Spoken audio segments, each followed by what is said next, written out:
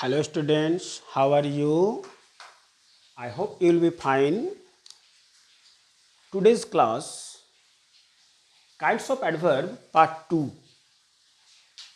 Previous class में kinds of adverb का part 1 explain किया गया था, जिसमें आप लोगों को पार्ट 1 में 3 एडवर्ब के बारे में आपको बताया गया था। Adverb of place, adverb of time और एडवर्ब ऑफ फ्रीक्वेंसी, ये बताया गया था।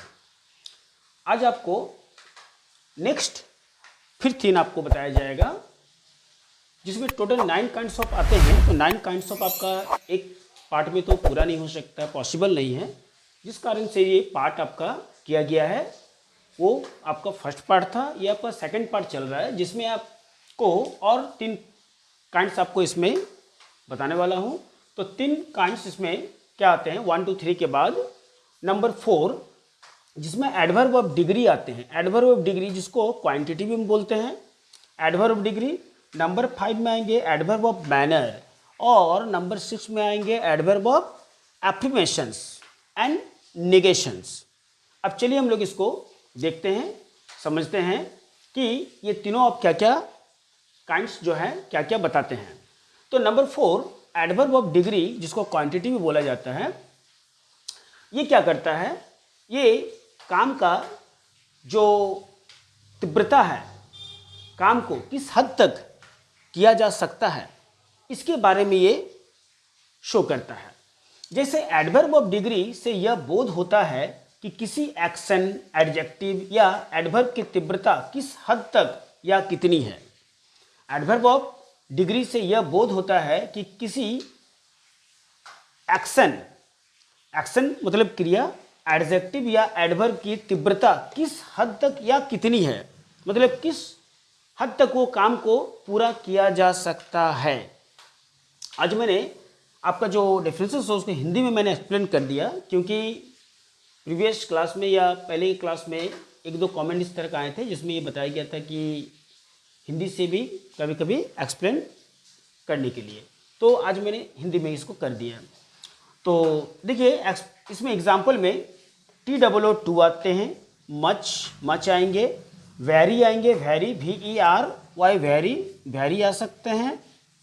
फिर आ सकते हैं आपका ऑलमोस्ट, क्वेट आ सकते हैं, रेदर आ सकते हैं, रेदर etc। टू का मतलब क्या होता है, जिसको अत्यधिक हम लोग बोलते हैं, काफ़ी हद तक, बहुत अधिक जिसको बोलते हैं उसको टू कहा जाता है। मच का मतलब बहुत होता है, वेरी का मतलब भी बहुत होता है, ऑलमोस्ट मतलब पूरी तरह से, क्वाइट का मतलब होता है पूरी तरह से, इसका भी मतलब हम लोग लिख सकते हैं, रादर etc। इसमें जैसे हम लोग इसको एग्जाम्पल में लेते हैं कि यू ईट मच शुगर, अगर हम लोग एक एग्जाम्पल लेते हैं कि तुम बहुत अधिक मात्रा में चीनी, शुगर मतलब चीनी खाते हो, तो उस समय इसको हम लोग मच लगा के क्या कर सकते हैं, बना सकते हैं। इसके बाद हम लोग वेरी से बना सकते हैं, वेरी जिसमें आप इज जैसे लिख सकते हैं, he is very hard laborious boy, he is very hard laborious, जैसे वो बहुत अधिक परिश्रम वाला लड़का है, वेरी हार्ड लेबरियस, तो उसमें हम लोग वेरी लगा सकते हैं। ऑलमोस्ट, क्वेट, सबका एक एक आपका मतलब होता है। तो इसका एग्जाम्पल जो है इतने। इसके बाद हम लोग अगर चलते हैं आपका नंबर 5, जिसमें एडवर्ब ऑफ मैनर आते हैं। एडवर्ब ऑफ मैनर क्या करते हैं, इसमें क्रिया का संपादन किस ढंग से और कैसे हो रहा है ये पता चलता है। क्रिया का संपादन किस ढंग से और कैसे हो रहा है, उसको तरीका बताता है कि किस ढंग से काम को किया जा रहा है। जैसे क्लियरली, साफ सुथरा ढंग से। सो का मतलब होता है इसलिए, सो स्लोली धीरे धीरे, फास्ट तेजी से, हार्ड etc, ये सब। जैसे क्लियरली, तो सी इज राइटिंग क्लियरली, जैसे वो साफ सुथरा ढंग से लिख रही है। उसके बाद आई सी द मैन, हम बोल सकते हैं कि मैं, आई सी द मैन मतलब मैं आदमी को देख सकता हूँ, क्या, क्लियरली, मैं आदमी को देख सकता हूँ clear, I see the man clearly, I see that man clearly. इस तरह से कुछ भी एग्जाम्पल दे सकते हैं। Slowly, the horse run slowly, हम बोल सकते हैं द ट्रेन गोज स्लोली।